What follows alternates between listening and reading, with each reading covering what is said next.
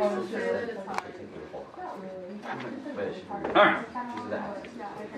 Okay, all we're going to do today, we're going to take a few notes. That's it. It'll be very nice, very light, very easy. No homework, nothing like that.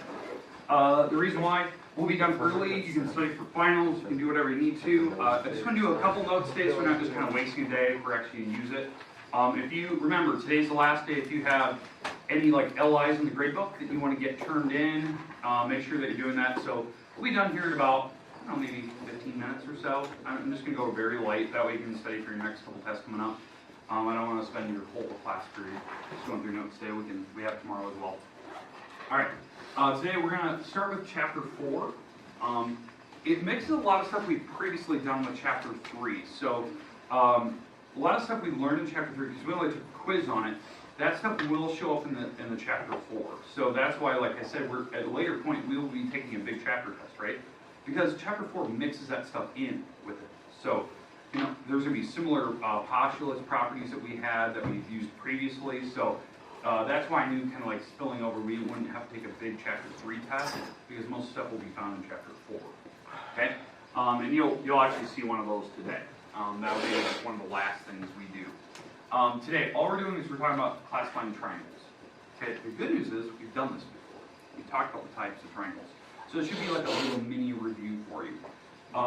This chapter 4 is based on really applying the stuff about parallel lines that we've learned previously and perpendicular, but applying them to shapes now. And our goal in this chapter is triangles itself. We're going to start learning a bunch of properties about them. And eventually learn some formulas that you will definitely need for like a MAPS test and ITBS testing. Like the majority of the formulas that we learn are in chapter 4. Okay. 5, eventually, yes, we will continue on with that. And that will also have other properties, but this one has a lot of them. Okay. All right. Today, very nice, very light. Here's the basic stuff I want to talk about. Okay, the classifications. Remember, the polygons we've discussed previously, just so you know the names of them. Okay, we talked about triangles, right? That's the one that we're going to focus on in this chapter alone. Okay? Eventually, the properties will spill over, and we'll go to quads. That's usually chapter 5. Quads are four-sided figures. Then we'll learn generic stuff that could apply to the other shapes. The other shapes, if you don't remember, pentagons, which are 5-sided figures, or hexagons, which are 6. I remember hex, it has an X in it, like the number 6. Heptagon or septagon, that's 7.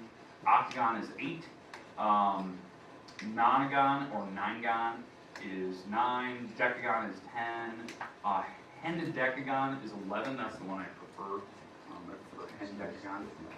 And then dodecagon. But again, these right here, these other, select 8, we only learn like the most generic properties about them. How to find diagonals, how to find the potential area of them. We have a formula for that if they're all regular. But really, there's not a lot we're going to learn about them other than these 2 top categories. Okay. Questions about what we're going to be going into eventually. Okay, today, let's talk about triangles so we can get to our one example I want to do today. One type of problem. Okay? So, again, how we classify triangles by its number of sides. So triangle meaning 3, right? Tri is 3. So it has literally the word triangle, so 3 angles. You can actually see the picture there.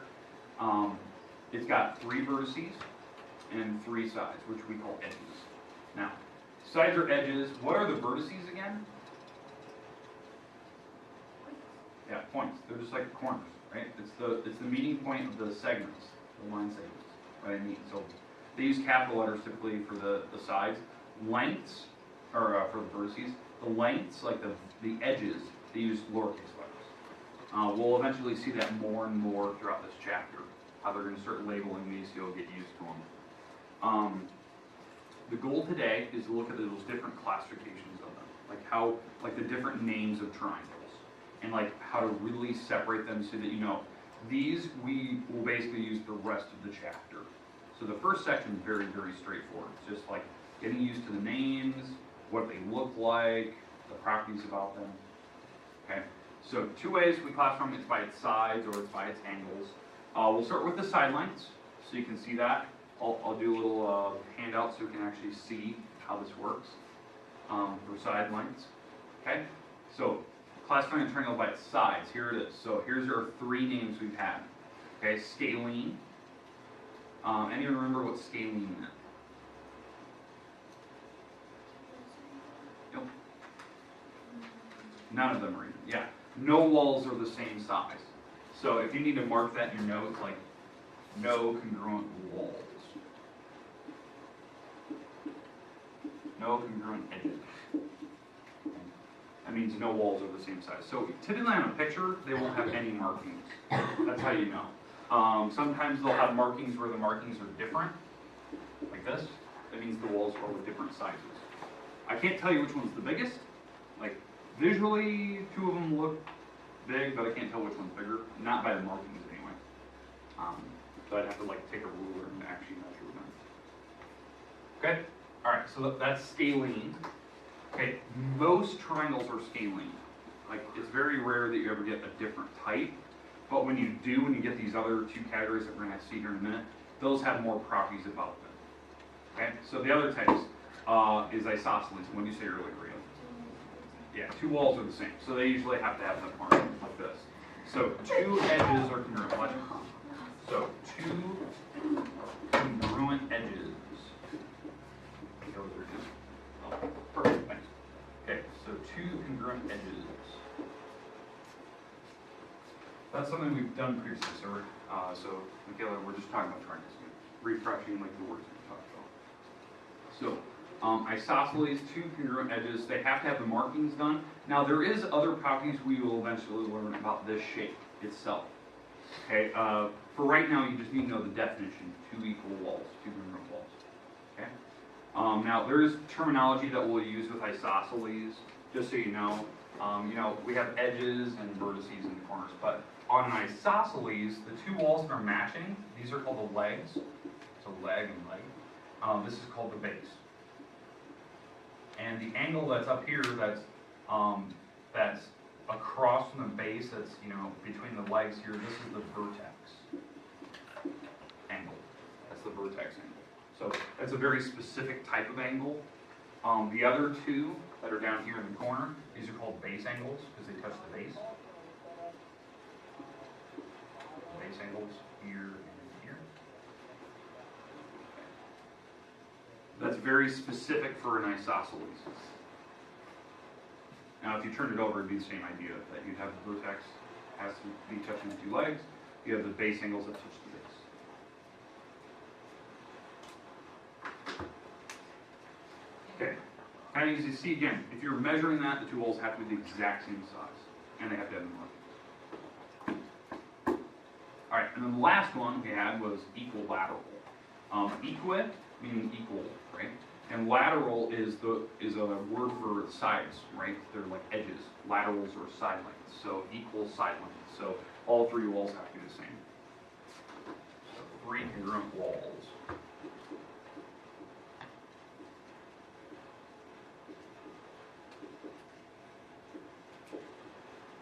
Now, there's obviously other properties we're going to learn about that one specifically. But. Okay, any questions with how to classify a triangle by its sides? Now again, any type of triangle I give you, you can automatically jump to one of these three.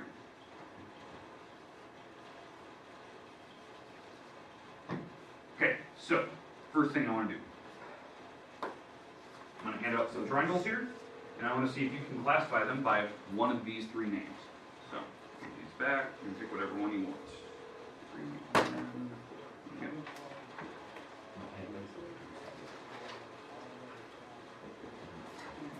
Four, 2, 3, and 4. Yes, 6. 1, 2, 3, 4, 5, 6. Pick whatever one you want in the back. All right, 1, 2, 3, and then I need 2 more. All right.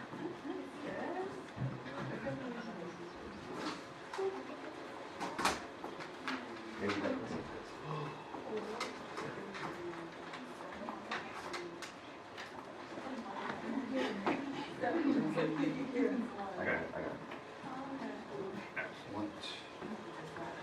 Boom. Everyone get one? Are they still coming back? Perfect.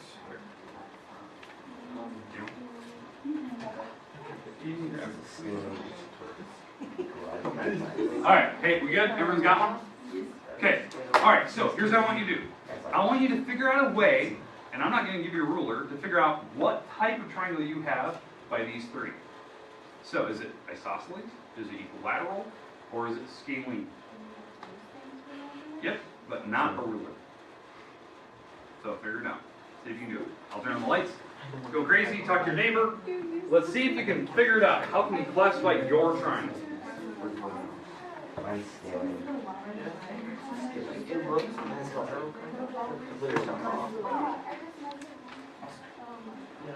That, I don't even know if that's, I don't even think that's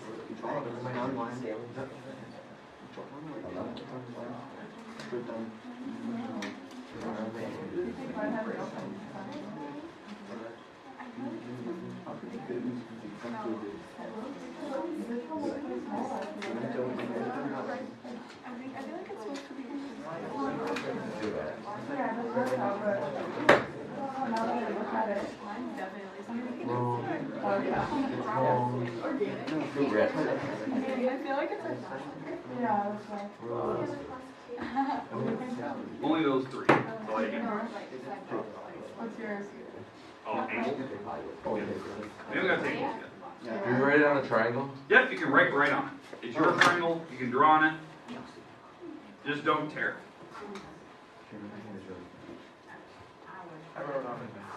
So talk to your neighbor, figure it out. Without using a ruler, figure out what type of those three it is. Well, let's see if you guys can figure it out. This one's hard.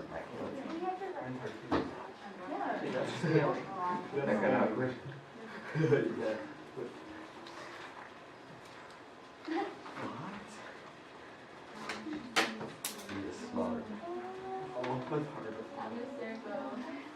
Yours harder to tell because it's so small.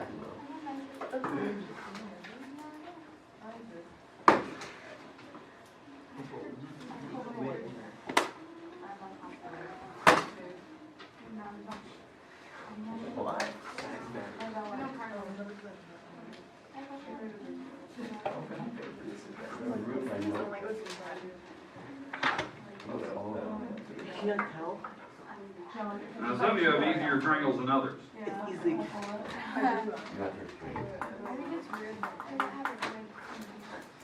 I laugh and kick it. These are important to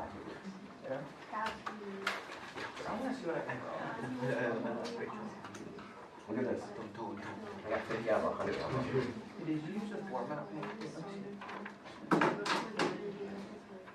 Alright, so, have you figured out what's a way that you can see what type you have without using a ruler? Okay, alright, so you didn't hear really. Use something else for measurement. What could you use for measurement? A pencil. Then, or lines in your notebook. The easiest way to do it, to figure out, the length of it, mark the length on your actual paper. Then just compare all the three walls to it. So what you do is you just put your triangle, so let's say I had a physical triangle in my hand. In fact, let me just grab one here. So I have my triangle here. Just mark the length on the actual paper itself. Then what you do is you just turn your paper and see and compare all three sides to it. Because this is the length of one of the walls. So if none of the three match it, then more than likely it's going to be one of these two. Now I said these two, not just one of them. Because you only had one wall drawn. The other two could be the same. So one of the walls is this one, and none of the others match. So it's got to be one of these two. Then what you got to do is compare the other walls. So maybe you should draw the other three walls and then compare. This one turns out to be scaling, the one that I have here, because all three walls are different. Okay, you can figure out which wall's the smallest, which one's the biggest, which one's the the middle ground, something like that. Okay, does that make sense? Like marking on paper. You don't need a ruler. You can just mark it. Now, if you had a compass, you could take the compass, open it up, and kind of compare the compass to all three walls. Okay? But if one of the walls doesn't match the other, it's not going to be equilateral automatically. That's the one you throw out first, because all three walls have to match there. So if one of the walls doesn't match, it's got to be the bottom two, because the other two walls could match. because you only compared one wall, okay?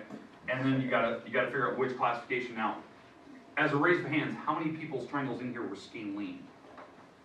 Yeah, it's a majority of triangles. It was a randomly cut triangle. 90% or 98% of the time, it's probably going to be scalene. You might have that one rare chance where it's isosceles or insanely close to it. Was it? So raise your hand if yours was isosceles or really close. One person's. Was anyone's equilateral? Okay, there's two. So one was equilateral. Okay, out of an entire class, there was one and maybe two isosceles. That's usually the case when you have a random triangle in front of you. Okay, all right, makes sense? The type. Okay, you notice you don't need a ruler. Now, there's other ways we can check for isosceles and equilateral. That's something we will eventually learn, like another skill. Right now, the only one I'm giving you is that you just draw the walls on paper or mark them, and then just compare the three walls to it. Okay, so that's the only one I'm going to give you right now. All right, let's go to the last category. Okay, the last category. So what I'd like to do, take your triangle, flip it over. So go to a side that maybe doesn't have any markings on it, because I told you you could draw on it. So now go to a side that's hopefully blank, nothing's on it. We're going to use this side for the next couple of categories. Okay, so now we're going to compare the triangle. We're going to classify it by its angles now. So it's by its angles. So we have acute, which is all three angles are less than 90. All three of them are less than 90. So all angles are less than 90 degrees. That's what acute is. Acute angles are less than 90. So anything from, 1 degree up to 89, somewhere in that range.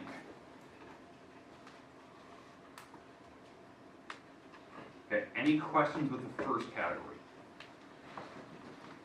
Now, typically, two of the angles on your triangle have to be acute. They have to.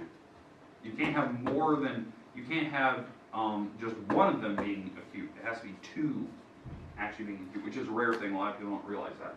That there's a property that says that two of them have to be this. Okay, so you'll probably notice it. You can probably look at your triangle right away and figure out which two are small. Okay? But there is this rare chance like this one where all three of them could be. But two of them have to be. Okay? The second type is called a right triangle. Now what do you think a right triangle is? One right angle. Because two of them have to be acute. They have to be. It's a property we're going to learn. So one can be a right angle. So one right angle. Now, the other properties we're going to learn, like two angles have to be acute. On this case, the two angles that are left are definitely small. You can see that they're acute, but they're also called complementary. That the two angles that are left over have to add up to be 90. That's something that we'll eventually learn. It's one of our theorems that we're going to have. So whatever these angles are, so that's 30. The other one's 60. They have to add up to be 90. So you can kind of know that automatically. So if they're decimals, so be it, but they have to make them. That's something we'll eventually learn. Okay? All right, third type. Third type is obtuse. Okay? So obtuse, I'll show you a picture here. One angle is bigger than just one. And what are the other two? Acute. So one obtuse angle.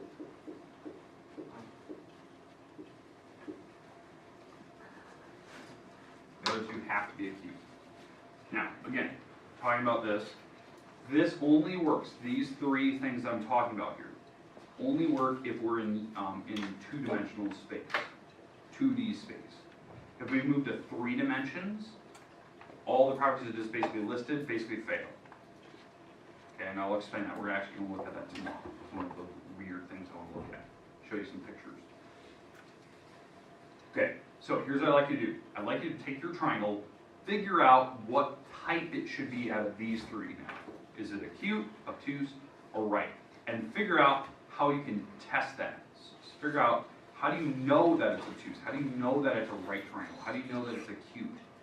That's what we got to figure out. Okay? So take about, 2 or 3 minutes, and then we'll be done for the day. I wanna end with this. So let's figure out what, you can figure out what type. Now, most of you will probably know instantly, but I wanna figure out that rare chance where you can't tell.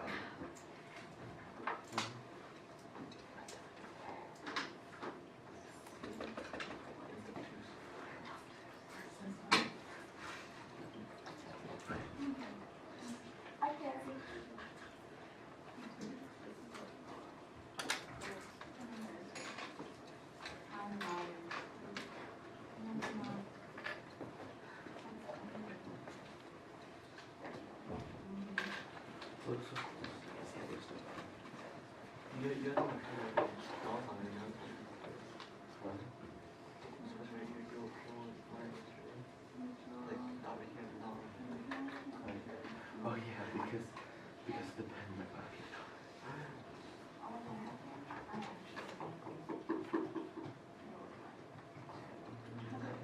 Sorry, I've been up close for you, Jessica. Give you a few more minutes. I told Tyler to bring a good shot. No, you don't want to. So I have it.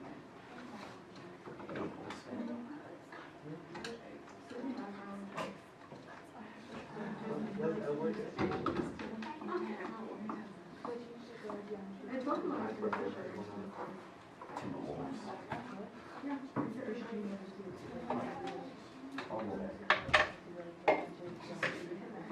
You're gonna win the NBA.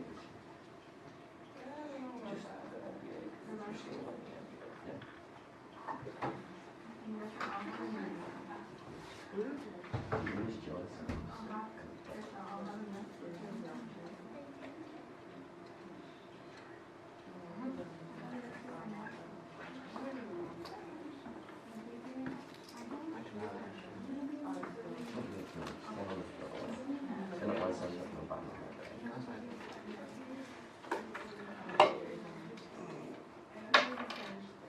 Alright.